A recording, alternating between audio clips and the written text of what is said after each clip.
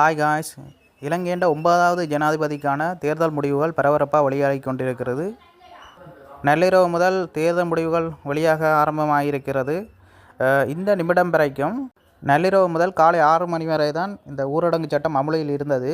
அதன் பின் மதியம் 12 மணி வரை ஊரடங்கு சட்டம் நீடிக்கப்பட்டுள்ளது. அதை போலீஸ் தலைமையகம் அறிவித்துள்ளது. ஊரடங்கு சட்டம் காலத்தில் அத்தியாவசியமான தேவைக்கு மட்டும் வெளியில் செய்ய முடியும். அதனால் தேவையில்லாத காரணத்துக்கு வெளியில் செல்ல வேண்டாம் என்று போலீஸ் தலைமையகம் அறிவிப்பை தெரிவித்துள்ளது. தேர்தல் முடிவுகள் தாமதமாகும் பட்சத்தில் இந்த ஊரடங்கு சட்டம் இன்னும் நீடிக்கப்படலாம் என்றும் அதுவும் தெரிவிக்கப்படுது.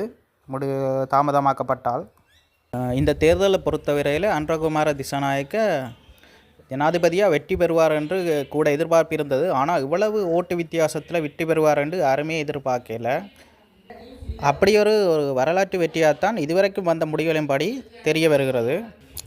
சோஷியல் மீடியா எல்லாத்துலேயுமே பதவி பிரமாணம் நடைபெறாமையே வெற்றி கொண்டாட்டங்கள் எல்லாமே நடைபெற்று கொண்டிருக்குது. உங்களுக்கு பார்த்தீங்கன்னா தெரியும். கிட்டத்தட்ட வெற்றி கொண்டாட்டங்கள் அமோகமாக நடைபெற்று கொண்டு இருக்கிறது அனுருக்கு.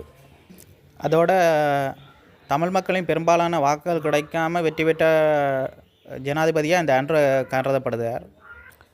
தமிழ் மாவட்டங்களான வடக்கு கிழக்கை தவிர மற்ற எல்லா மாவட்டங்களையும் அனுர தான் முன்னிலையில் நிற்கிறார். உங்களுக்கு அந்த வாக்குப்பதிவுகளை பார்த்தீங்கன்னா தெரியும். கிட்டத்தட்ட அனுரக்கும் அடுத்த வேட்பாளருக்கும் இடையில் கிட்டத்தட்ட அந்த வாக்கு வித்தியாசம் சரியரவாசிக்கு மேலே அந்த வாக்கு வித்தியாசம் காணப்படுது. அவ்வளவு வாக்கு வித்தியாசம். கோத்தாபாய ராஜபக்சவுக்கு அடுத்தது 62% வெற்றி பெறப்போகிற வேட்பாளராக அனுர தான் கருதப்பட்டு கொண்டிருக்கிறார் இதுவரைக்கும். இந்த எலெக்ஷன் முடிவுகளை வச்சு பார்க்கும்போது கிட்டத்தட்ட 50% மேலே வாக்குகளை பெற்று வெற்றி பெறுவார் என்று அன்றகுமார திசாநாயக்க எதிர்பார்க்கப்படுகிறார். இந்த அன்றகுமார திசாநாயக்கன் வெற்றி ஒரு மாபெரும் வெற்றியாக தான் கருதப்படணும். ஏன்றால் இடைக்கால ஜனாதிபதி தேர்வு நடைபெறும் போது அவருக்கு 3% வாக்குகள் மட்டும்தான் கிடைச்சது.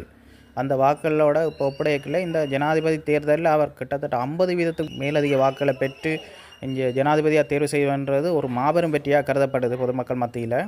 போன முறை தேர்தலில் 3% வாக்குகளை பெற்ற அன்றகுமார திசாநாயக்க அது எல்லாத்தையும் திருப்பி போட்டு எல்லா மக்களோட ஆதரவோடு 50%க்கு மேலே வாக்குப்பதிவை பெற்று ஒரு ஜனாதிபதியாக வாரது மிகப்பெரிய விஷயம். மக்கள் அந்தளவுக்கு ஆதரவை தெரிவிச்சிருக்காங்க. அனுரகுமார திசாநாயக்க 99% வெற்றி பெறுவார் என்று எதிர்பார்க்கப்படுகிறது. சமூக வலைத்தளங்களில் அவருடைய நெருங்கியவர்கள் அவர்களுடைய வாழ்த்து செய்தியை தெரிவித்துள்ளார்கள். 2வது விருப்பு வாக்கு என்னும் முறைக்கு போகாது என்று எதிர்பார்க்கப்படுகிறது. கிட்டத்தட்ட அன்றகுமார திசாநாயக்க 50% மேலாக வாக்குப்பதிவை பெற்று வெற்றி பெறுவார் என்று கருத்து கணிப்புகள் இதுவரைக்கும் சொல்கின்றது. ராஜபக்சன்ற சொந்த தொகுதியில் கூட அன்றகுமார திசாநாயக்கு தான் அதிக வாக்குகள் கிடைக்க பெற்றிருக்குது. இது முக்கிய ஒரு கருத்தாக கருதப்படுது. தபால் மூல வாக்கெடுப்புலையும் ரணில் நிற்பார் என்று கருதப்பட்டது. ஆனால் இப்போ தபால் மூல வாக்கெடுப்பை பார்த்தாலும் அதிலேயும் அன்றகுமார திசாநாயக்க தான் முன்னிலையில் நிற்கிறார். கடந்த வருடம் கோத்தாபாய 69 லட்சம் வாக்குகளை பெற்று மிக பெரிய அளவிலான வெற்றியை பெற்றுக்கொண்டார். அதே அளவாக கிட்ட நெருங்குகிற வாக்குப்பதிவுகளை அன்றகுமார திசாநாயக்க பெற்றுள்ளார். 50% வாக்குப்பதிவை எந்த வாக்காளர்களும் தாண்ட மாட்டார்கள். இது 2ஆம் கட்டம் இருப்பு வாக்கு போகும் என்று எதிர்பார்க்கப்பட்டிருந்தது. அன்றகுமார திசாநாயக்க பெற்றுக்கொண்ட வாக்குகளை பார்க்கும்போது கிட்டத்தட்ட 50% தாண்டும் என்று எதிர்பார்க்கப்படுகிறது. இப்போ வரைக்கும் உங்களோட வாக்குப்பதிவில் ரிசல்ட்ஸை பார்க்கலாம். உங்களுக்கு இப்போ வரைக்கும் தேர்தல் ரிசல்ட்ஸை பார்த்தீங்கன்னா அன்றகுமார திசாநாயக்க 27,705 வாக்குகள் பெற்று 39.52% முன்னிலையில் நிற்கிறார். அடுத்தது சஜித் பிரேமதாச 23,48,052 வாக்குகள் பெற்று 34.28% அடுத்த 2வது இடத்துல நிற்கிறார். 3வது ரணில் விக்ரமசிங்க 11,92,649 வாக்குகள் பெற்று 17.71% 3வது இடத்துல நிற்கிறார். எங்களோட தமிழ் கட்சி வேட்பாளர் அரியநேந்திரன் அவர் 2,10,622 வாக்குகள் பெற்று 4வது இடத்துல நிற்கிறார். அடுத்த நாமல் ராஜபக்ச 1,62,733 வாக்குகள் பெற்று 2.38% 5வது இடத்துல நிற்கிறார். அதோட அந்த தமிழ் பொது வேட்பாளர் அரியநேந்திரன் வெற்றியும் ஒரு மிகப்பெரிய வெற்றியாக தான் கருதணும். கூடுதலாக பெரிய தமிழ் கட்சிகள் வேறு கட்சிகள் அவருக்கு பெருசாக ஆதரவு தெரிவிக்கலை. இருந்தும் அவர் போட்டியிட்டு இவ்வளவு வாக்குகள் எடுப்பது என்பது ஒரு சாதாரண விஷயம் இல்லை. அவரையும் ஒரு மிகப்பெரிய வெற்றியாக தான் கருதணும்.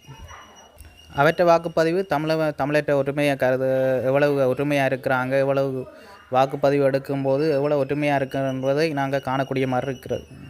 இந்த தேர்தலில் அவர் வெற்றி பெறாட்டியும் தமிழ் மக்களால் கொண்டாடப்படக்கூடிய ஒரு விஷயமாக அந்த அரியநேந்திரன் வெற்றி காணப்படுகிறது.